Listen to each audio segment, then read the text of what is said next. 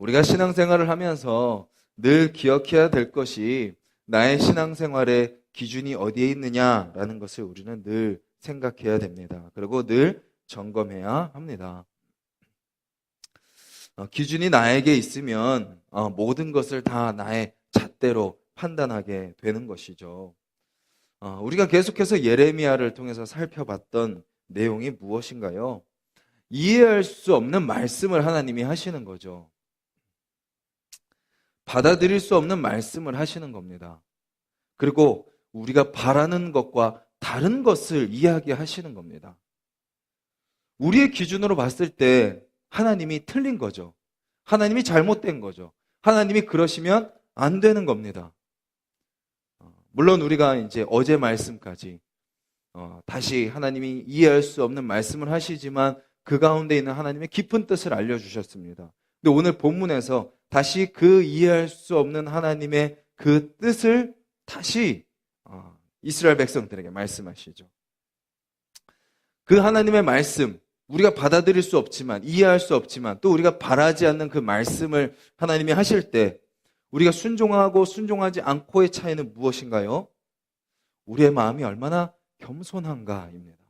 우리 마음이 얼마나 낮아지는가입니다. 얼마나 나의 기준과 나의 틀을 깨뜨리는가입니다. 내 의지로, 내 능력으로 순종하는 것이 아니라 그 하나님의 말씀 앞에 나의 모든 것을 다 내려놓고 그 하나님의 말씀이 100% 맞습니다. 하나님의 뜻이 100% 옳습니다. 하나님만이 그 모든 것을 다 해결할 수 있는 분이십니다 라고 믿고 순종할 때 하나님의 일하심이 경험되는 거죠. 그리고 그렇게 믿고 순종하는 자는 어떻게 하게 되나요? 매 순간 하나님께 귀 기울이게 되는 거죠. 또 내 의의가 올라오고 내 경험이 올라오고 내 습관이 올라오고 누군가에게 바로 전화해서 물어보기 전에 무릎 꿇고 하나님께 귀 기울이고 말씀을 펴고 하나님의 뜻을 구하는 거죠. 오늘 본문에는요, 이해할 수 없는 상황에 놓인 두 사람이 등장을 합니다. 이해할 수 없는 하나님을 경험하는 두 사람이 나오는 거죠. 시드기야와 예레미야입니다. 시드기야와 예레미야. 시드기야는 어떤 이해할 수 없는 하나님을 만나죠? 너 나라가 다 망할 거야. 너가 왕인 유다가 다 망할 거야. 그리고 바벨론에게 포로로 잡혀갈 거야. 그는 생각했겠죠. 우리는 하나님 백성인데 하나님이 왜 우리에게 이렇게 말씀하시지? 제사도 다 드렸는데, 드릴 것도 다 드렸는데, 우리가 겉모습은 예배 어떤 하나님의 백성다운 모습이 다 있는데 하나님이 왜 우리에게 그렇게 말씀하시지? 결국 그는 어떻게 하죠? 말씀에 순종하지 않습니다. 그리고 어떻게 하나요? 예언한 예레미야를 감옥에 가둡니다. 자, 우리나라에 수많은 외국 대사관들이 있습니다. 그 외국 대사관들은 어느 나라 땅에 있나요? 우리나라 땅에 있습니다. 그런데 놀랍게도 우리나라 땅에 있는 그 나라 대사관을 우리나라 사람들이 함부로 할 수 있을까요? 없을까요? 없습니다. 왜죠? 그 대사관은 우리 것이 아닙니다. 그 나라 것이기 때문입니다. 그리고 그 나라 대사가 와가지고 말하는 것을 무시하고 그것을 묵살해버린다면 그것은 무엇을 의미하죠? 그 사람을 무시하고 그 사람을 인정하지 않는 것이 아니라 그 사람을 보낸 나라를 무시하는 겁니다. 예언하는 예레미야를 무시하고 그를 감옥에 가는 것은 무엇을 의미하나요? 당신이 하는 말 듣기 싫어. 어디 그런 말도 안 되는 말을 하냐? 너 저희 감옥에 갇혀 라고 이야기하는 것이 아니라 누구를 무시하는 거예요? 그 선지자를 보낸 분, 하나님을 무시하는 거죠. 시드기야는 그 말이 내 귀에 달지 않고 그 말이 내가 원하지 않는다는 이유로 누구를 무시하고 있는 거죠? 하나님을 무시하고 있는 것입니다. 하나님의 말씀 앞에 겸손하지 않고 교만함으로 하나님의 심판을 받는 그 과정 가운데 있음에도 불구하고 자기의 목을 꺾지 않고 더욱더 교만해지는 모습이 시드기야의 모습인 거죠. 우리의 모습이 어떻습니까? 놀랍게도 한 번 자기의 의에 사로잡히면 끝도 없이 가는 모습을, 우리의 모습을 보게 되죠. 한 번 고집을 부리기 시작하면 끝도 없이 고집을 부리는 우리의 모습을 보게 됩니다. 정말 하나님이 원하시는 바른 일에는 정말 우리의 신실하심이 없는데, 우리의 어떤 신실한 모습이 없음에도 불구하고 선한 일에는 신실함이 전혀 없는데 뭐에는 신실함이 있어요? 악하고 고집부리고 내 뜻대로 살아가려고 하는 데는 얼마나 우리가 신실한지 모릅니다. 우리의 마음을 꺾지 않는 거죠. 돌이키지 않는 거죠. 내 생각이 딱 틀에 박히면 거기에서 벗어나지 못하는 우리의 고집을 보게 됩니다. 누구의 모습과 같나요? 시드기야의 모습과 같죠. 그 말씀을 받아들이지 않는 것은 그냥 그 말씀 듣기 싫어, 그 상황 나는 싫어 라고 하는 것이 끝나는 것이 아니라 누구를 부인하는 거예요? 하나님을 부인하는 겁니다. 그런데 한 사람이 또 나오죠. 예레미야입니다. 하나님의 말씀이 임합니다. 얼마나 영광스러울까요? 하나님이 직접 말씀을 들려주십니다. 그 말씀을 가지고 딱 그 말씀을 전해야 되는 대상에 가서 전합니다. 말씀을 전했습니다. 그러면 그 말씀을 딱 듣고 회개하고 그들이 엎드리고 울며 주님 앞에 돌아와야 되는데 어떤 일이 벌어지죠? 감옥에 갇힙니다. 아니, 하나님의 말씀을 전했는데 감옥에 갇힙니다. 왜 나를 감옥에 갇히게 하시지? 이해할 수 없는 상황인 거죠. 더 이해할 수 없는 상황은 뭔가요? 오늘 본문을 보셔서 아시겠지만 감옥에 갇혀 있는데 사촌이라는 사람이 와가지고 무엇을 말하나요? 내 땅을 좀 사라라고 이야기합니다. 내 땅을 좀 사라. 누구에게요? 감옥에 갇혀있는 예레미야에게. 만약에 제가 예레미야였다면 지금 제정신이냐? 지금 내 상황 보고도 모르냐? 지금 나한테 땅 사라는 게 말이 되냐? 라고 하면서 당장 가라 라고 아마 이야기했을 것 같습니다. 예레미야는 어떻게 반응을 하나요? 8절 마지막을 한번 보시겠어요? 이런 말씀이 나오죠. 내가 이것이 무엇인 줄 알았으므로 여호와의 말씀인 줄 알았으므로. 무엇을 고백하죠? 무엇이 우리의 삶 가운데 붙들어야 될 핵심인가요? 우리의 삶에 해석되지 않는 현실들이 찾아오는 거죠. 우리의 삶에 감당할 수 없는, 우리가 아까 찬양 고백한 것처럼 시험이 다가오고 고통이 찾아옵니다.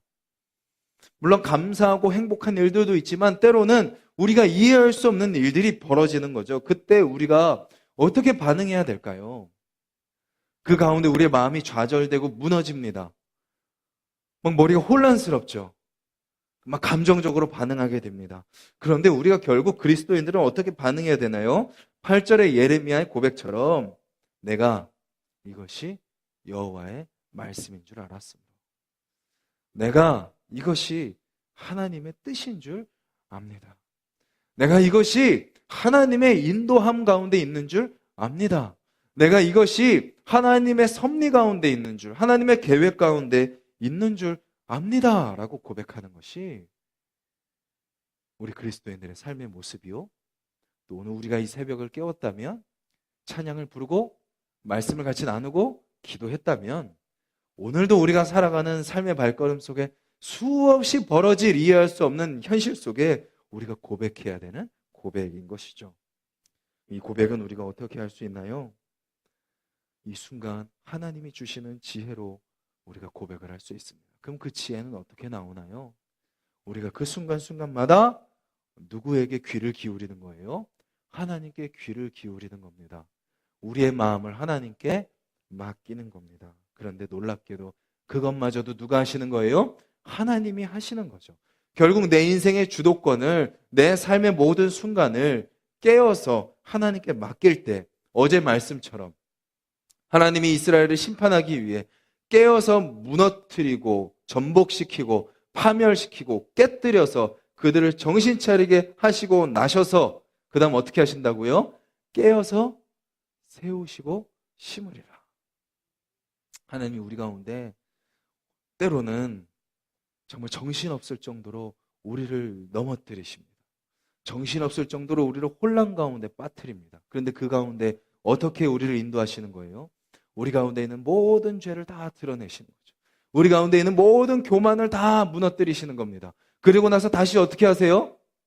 낮아지고 깨어지고 무너져 있는, 저 엎드려 있는 우리 가운데 다시 하나님이 부지런히 깨어서 심으시고 세우셔서 다시 우리의 심령을 강하게 하시고 다시 하나님만 바라보고 하나님의 뜻으로만 채워져서 하나님의 은혜를, 하나님의 사랑을 전하는 자로 세워 가시는 것이죠.